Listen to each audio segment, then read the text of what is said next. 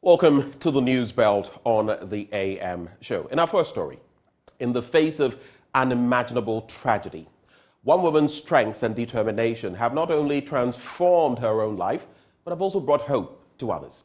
Today, we delve into the inspiring story of Akakpo, a mother who weathered the storm of losing her daughter to cancer and later established the lifeline to support parents who are economically and emotionally challenged and facing similar challenges. Mamiesi Nyamacha Thompson has more.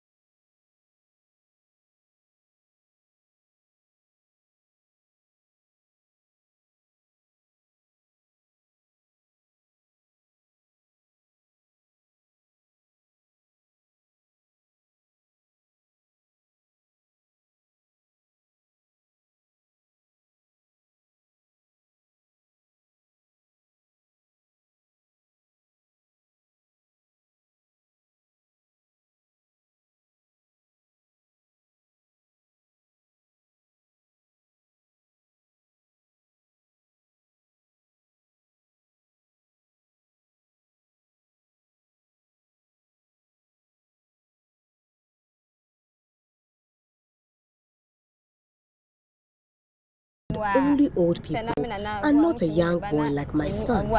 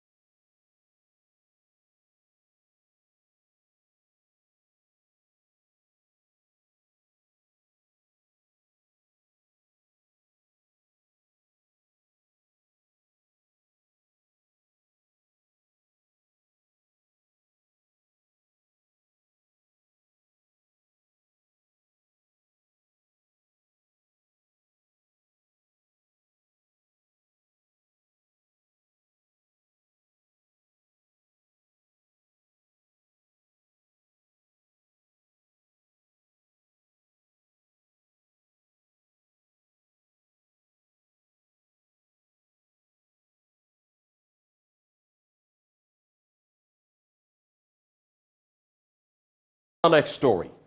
Ghana's National Teaching Council, in collaboration with UNICEF, has introduced the differentiated learning approach to improve reading and writing among pupils in basic schools. This comes on the back of a 2021 national standardized test conducted on primary 3 pupils, which shows that only 50% of Ghanaian children could read and write. Educational leaders across various districts are being equipped with leadership strategies to accommodate individual learners' strengths, needs, and learning preferences. There's more in this report. As the education system evolves, the National Teaching Council, the United Nations Children's Fund, intend to equip district educational leaders, including district directors of education and civil society organizations, with new differentiated learning practices to tailor instructions to students' needs. The approach will help in identifying students' interests, needs, strengths, and struggles to help improve educational outcomes.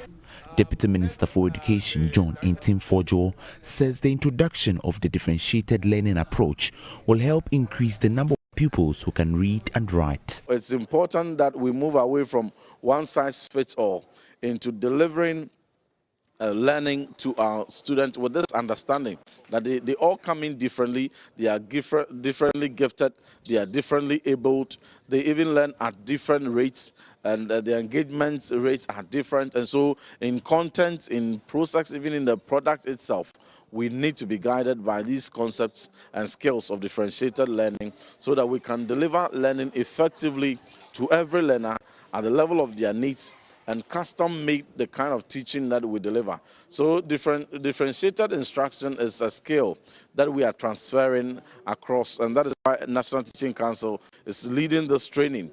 And with this group of people, we hope that when they get to the district level, it would not end there, but it must go down to every teacher. The target is to ensure that by the time that every child in this country gets to the age of 10, they must be able to read proficiently. And so we will continue to do the interventions that are working. We'll continue to spread out the training, phonics-based approaches, and to ensure that every deficiency that we have identified from data at district levels, even at school levels, even all the way to individual levels, will be worked upon and will be course-corrected when they get to the next higher level so that we improve our education outcomes. Deputy Registrar at the National Teaching Council, Lawrence Sapon, noted unlike the wholesale method of teaching, the differentiated approach will help expand inclusivity among learners. The differentiated learning is a strategy that we use to customize the instruction, in other words, the learning activities, to suit every learner. So assessment is done to look at the levels of the learners and group them according to those levels. Unlike the wholesale teaching and learning, where every learner is one class, sometimes you may be tempted to think that one size fits all. But this time, we look at your needs. So it's more of inclusive. It ensures that every learner is brought on board, irrespective of their gender, their socioeconomic background, or their challenges that they're having as far as teaching and learning is concerned. Education specialist at UNICEF, Agnes Arthur, expects improved educational outcomes in the various districts. The whole idea is to establish or ensure that whatever is happening at the district level, be it interventions, actually is translated at the school, at the classroom, in the classroom, so that it will actually enhance or improve the performance of our children in the classroom. So that is just to improve the quality of teaching and learning, and also improve the low learning performance of our children in the classroom. For JoyNews, Nana Boache Dankwayadom, Kumasi. Now, the technical advisor in charge of education at the School for Life, Abdul Rahim Fusaini, has called for the promotion of the mother tongue as the quickest means of attaining literacy in the country. He says this will help children understand the process easily. There is more in this report. Over 6,000 young adults who have not had any formal education are being offered an opportunity to get literacy through the Ghana Education Outcomes Project.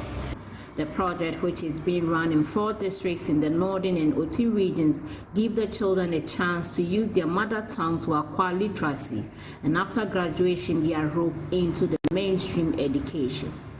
In the Nanton district, over 750 youth are on the project to encourage them to continue to show interest in the complementary basic education.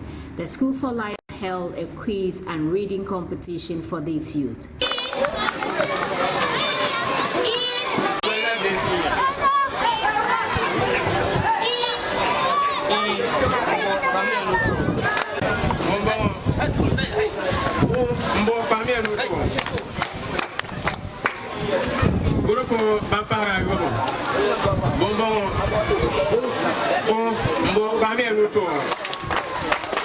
Speaking in an interview with the media, technical advisor in charge of education at the School for Life, Abdul Rahim Fuseni, called on all stakeholders to support in the country's quest to improving education. We're calling on government, we're calling on CSO partners and all relevant duty bearers to institute pragmatic steps to ensure that literacy is attained across all facets of society. Of course, there is a need to also promote the use of the mother tongue, which is the quickest way to ensure that literacy is attained. And of course, the government needs to patronize the use of digital resources to broaden the scope of educational opportunities, irrespective of who you are, more especially for children in deprived and hard-to-reach communities, so that literacy could be attained. One has to do with a low level of commitment from parents in getting their children enrolled to school. You cannot achieve high literacy rates if you still have a significant number of children who are out of school, who drop out of school without any effort made by duty bearers to get this significant number of children back to school. So of course, that has been a significant challenge facing that of literacy in most of these deprived communities. And of course, to the low level of educational opportunities in deprived and hard-to-reach communities also constitute a very big challenge to attainment of literacy. In most of these hard-to-reach communities, educational opportunities are far and wide. The District Director of Education for the Nanton District, Mohammed Mumuni Adams, raised concerns over the withdrawal and substitution of children in schools by parents. It's a major change in the whole of Northern Virginia, especially in Nanton. We've had instances where parents will have to come to the classroom to ask their teachers to release their children because they want to take them to farm. The other funny aspect is that some will bring you younger children who have never even been to the classroom. They will bring it to the teacher and tell them, take this child in replacement of the elder one because I'm taking the elder one to school. And that is so funny. And it's all brought to the fact that there's a lot of ignorance about education. Now, some of the parents have the perception that the teachers have been paid according to the number of children in the classroom. And that is not the case. Government is trying to provide education for everybody, irrespective of where you are. So we urge them to bring their children to school. In our next story, the National Lottery Authority is expressing its dedication to boosting governmental revenue to support national development. During the signing of the Memorandum of Understanding between Ghana Post and the NLA, the Director General of the outfit, Samia Uku, unveiled that the partnership between Ghana Post and the NLA aimed at bringing both games closer to the people's doorsteps. There's more in this report.